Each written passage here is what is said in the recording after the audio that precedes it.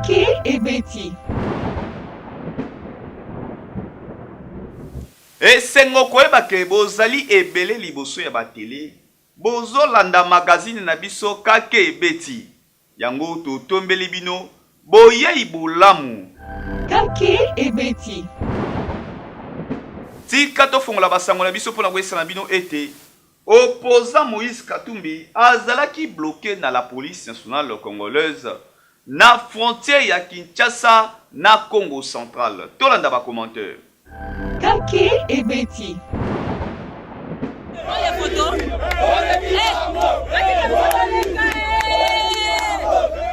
Kokamwa d'après ba élément ya la police nationale congolaise oyo bazalaki na frontière ya Congo central na Kinshasa balobi bazwaki ordre ya koempêcher homme politique oyo ya opposition Moïse Katumbi ya kokende Congo central te kasi population oyo bazalaki na ye basepelaki na nouvelle yango te pe bamanifestaki mécontentement na nzela ya loyembo. Tolanda. Je suis là en direct.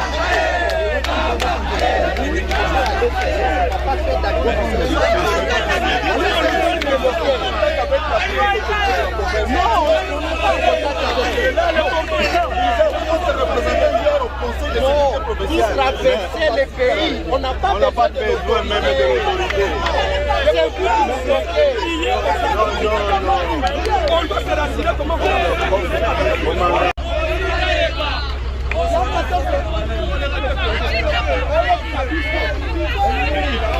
Billet. Jean.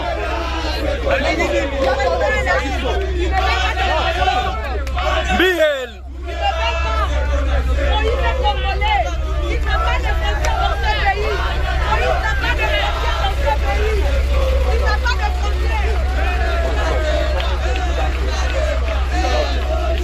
Je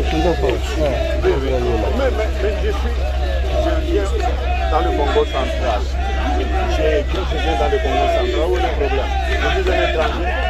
Kaki et Betty. Mokonzi ya mboka Félix Antoine Tshisekedi a félicitaki professionnalisme ya commissaire supérieur ya groupe mobile d'intervention à la police nationale congolaise Faustin Numbi. Kaki et Betty. Vous êtes un très bon citoyen. Merci beaucoup. Vous méritez vraiment de monter en... Bosali musala malamu zéro mort bavoyou maîtrisé ezali musala moko kitoko makasi wana maloba ya mokonzi ya mboka Félix Antoine Tshisekedi asaluyaki professionnalisme ya commissaire supérieur Faustin Numbi ya groupe mobile ya intervention oyo achapotaki opération na Kianza précisément entre Lemba na Ngaba na marche oyo opposition a marchaki le 20 mars 2023 na Kinshasa pour na réclamer vie chère pe non à la guerre na est ya mboka oyo ezali provoqué na Paul Kagame na ba partenaire na ye sous couvert ya M23. Pourquoi apprécier vous direz non? Qui vous garde aussi. Et bravo pour le travail que vous avez fait. Zéro mort. Vous voyez, c'est très bien. Et les voyous ont été maîtrisés, c'est très bien. C'est pour ça qu'on soutient notre police, on vous soutiendra encore. L'académie va bientôt être opérationnelle. On mettra les conditions pour améliorer votre formation et votre protection. Voilà. Merci, colonel. Kaki et Betty. Famille ya mwana oyo azalaki violenté na ba élément ya la police le 20 mars 2023 na marche oyo opposition organisaki balansaki message na opposant Moïse Katumbi aya au secours. Tolanda ba détail. Moïse Katumbi azwaki message d'alarme oyo ezalaki lancé na famille ya mwana oyo azalaki violenté na ba élément ya la police nationale congolaise samedi le 20 mars 2023. Ba opposant ba répondaki favorablement na appel oyo ba délégaki des députés moko national Daniel Safou pe mosusu provincial Mike Mukebai ba pesaki enveloppe moko consistant pe mama ya mwana a remerciaki geste ya balider opposition pe apambolaki nzambe mpo na apport oyo ezalaki vraiment important mpo na libota et surtout mpo na mwana. Mwakisi ngolo ya nzambe leki nyonso me nga naza na elikia mwana azo lokola bana nyonso. C'est pas un enfant ordinaire de balobaka na français. Voilà. C'est un enfant extraordinaire. Voilà. Biso na bino tolandelaka mwana aza na 6e prime asisa kelasi tala no bilombe ya Congo ezande bango ye tolakisi libota te tiki bino te.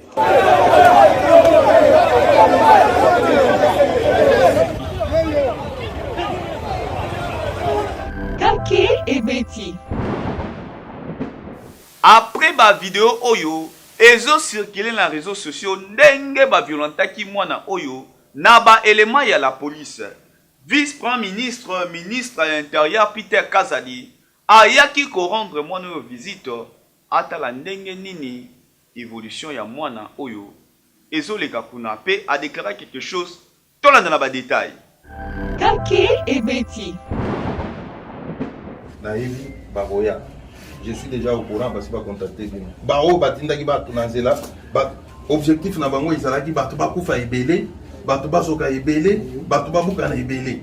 Lokola batu bakufi te basebelite. Après déclaration un vice-premier ministre, ministre intérieur, ba leader ya opposition bayaki kotala ba victime ya marche ya le 20 mai 2023 pe ba profitaki na occasion yango pour na ko fixer opinion na déclaration ya haute autorité oyo ya l'état. Toye kotala bato batambolaki na marche tozaki na yango.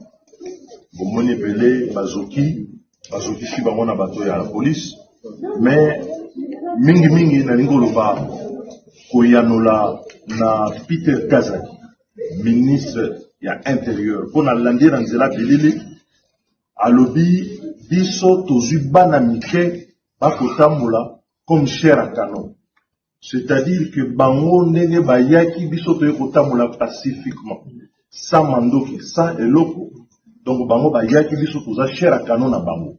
Donc toyaki wana ko bango babeta biso. Mwana oyo bomonaki na bilili balokoti ye aza soki 12 ans. Mwana wana biso bengisi na masete.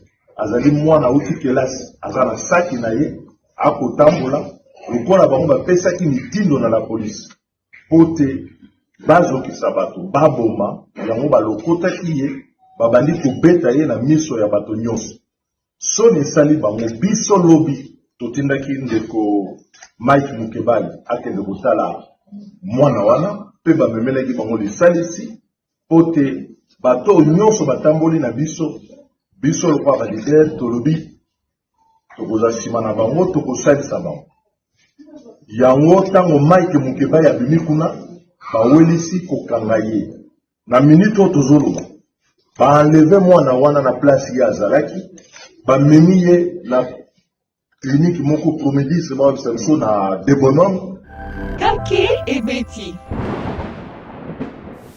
Répression ya marche ya opposition selon Senko a déploré le fait que le gouverneur a autorisé qui ba marche ya opposition pe majorité le même jour azalaki contenté a déclaré qui na micro ya degré setoko tolanda. Kake et Betty. Communiqué de presse de la Senco sur les marches pacifiques du 20 mai 2023. Senko azalaki contenté na décision ya gouverneur ya ville province ya Kinshasa Gentini Ngobila Mbaka pour autoriser qui marche ya opposition na majorité les mêmes jours. Pe a dénoncé qui complicité ya la police nationale congolaise na brigade spéciale ya IDPS Oyo babandaki kopesa ba policier ba machette pe quelques citoyens batambolaki na ba machette sans être interpellés dans la police nationale congolaise. Tous les itinéraires prévus à cet effet. La Senco déplore le fait que le gouvernement de la ville de Kinshasa a autorisé ces marches le même jour et pratiquement aux mêmes heures, surtout le fait d'avoir changé verbalement l'itinéraire prévu par l'opposition politique à peine 24 heures avant. ce qui frise une provocation dans la mesure où ce changement était de nature à perturber la planification des organisateurs. La SENCO est écœurée de constater que beaucoup de manifestants ont marché avec les armes blanches, machettes, bâtons, pierres, etc., au vu et au su de la police sans être interpellés. Pire encore, certains éléments de la police nationale étaient porteurs des mêmes outils de violence qu'ils échangeaient visiblement avec des individus en tenue civile, dont certains portaient les dorsales BSU ou Brigade spéciale de l'UDPS, Force de progrès. Avec une telle complicité affichée publiquement, on se demande si cette brigade spéciale n'est pas une milice officiellement entretenue. Le comble de tout, c'est la répression ignoble et sauvage que les forces de l'ordre et leurs milices complices ont infligées aux manifestants, y compris aux mineurs trouvés sur leur chemin. Dans la réalisation de leur œuvre macabre, ils n'ont pas hésité de tirer à balles réelles, visant même le véhicule d'un leader politique. La SENCO condamne avec la dernière énergie toutes ces monstruosités décrites ci-dessus, ainsi que la violence qui s'en est suivie, d'où qu'elle vienne. Kake et Betty. Député provincial Mike Mukebayi azalaki enlevé selon Yemoko dimanche 21 mai vers 18h liboso ya ndako na ye. Tozwa ba détail na ndenge Yemoko azopesila. Kake et Betty. J'ai été pris chez moi dimanche à 18h30, s'il vous plaît, hier. Nous sommes lundi aujourd'hui. Député Mike Mukebayi a déclaré qu'il liboso ya ba juge que azalaki enlevé sans mandat d'amener. Liboso ya ndako na ye na batu moko non identifié. Si aye ko se retrouver liboso ya justice, pe a déclaré ki kutu ba betaki ye epai ya batu oyo bazwaki ye na ndako na ye. Na miniti oyo azolia déjà vungule na prison ya Makala avant ya koyeba sort na ye oyo mibeko ekokatela ye. Nous ont embarqué de force. Après m'avoir braqué, j'ai été contraint d'embarquer. Ils m'ont couché sur le parvis du véhicule. On commençait à me promener dans la ville et m'ont cagoulé. Et je l'ai dit, c'est inacceptable.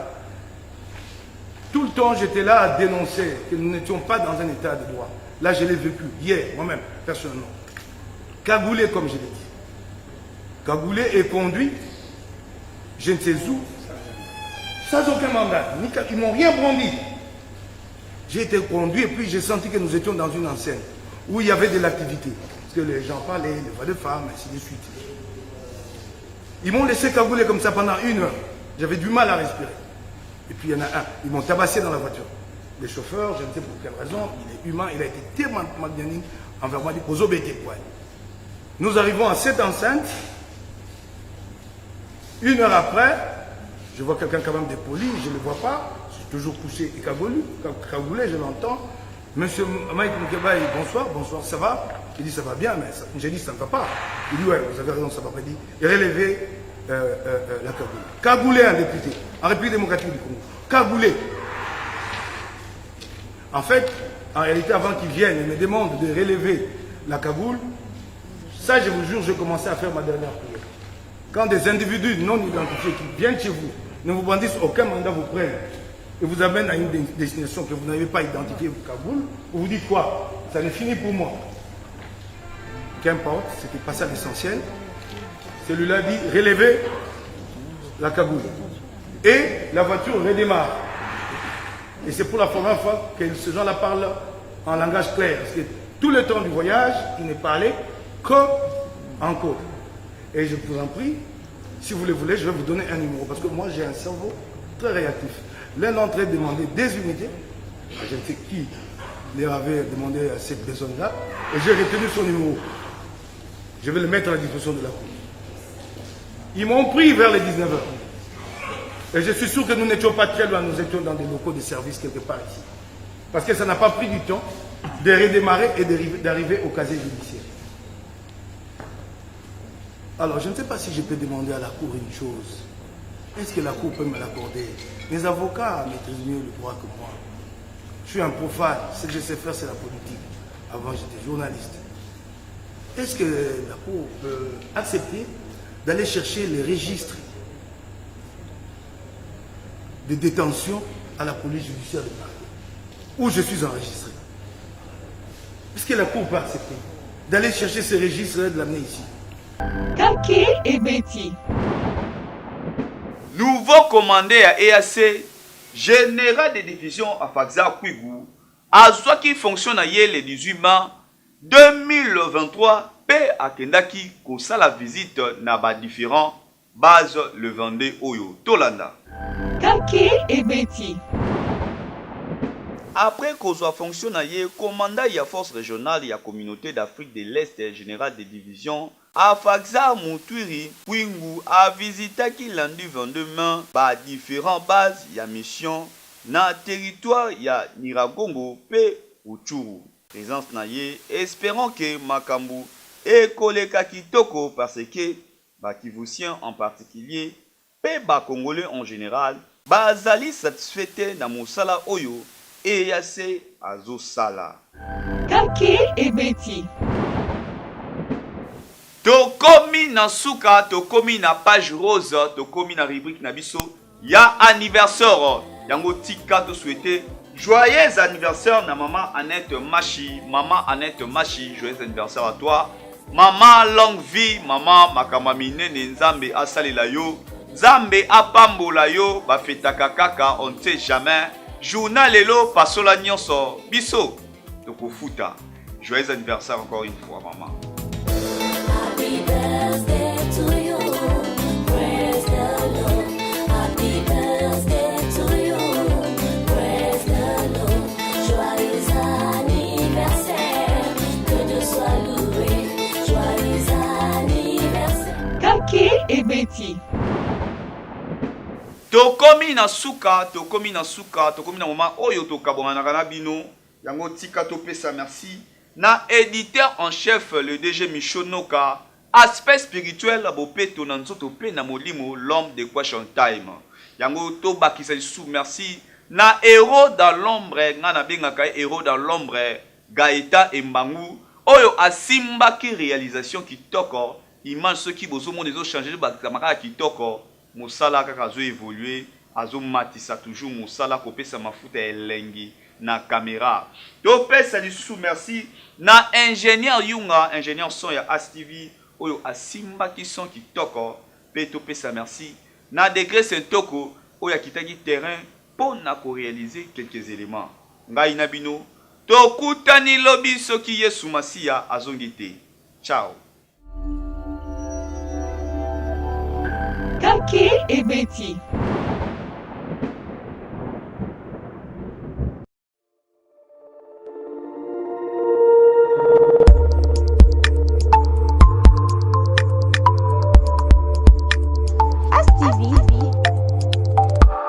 La chaîne incontournable.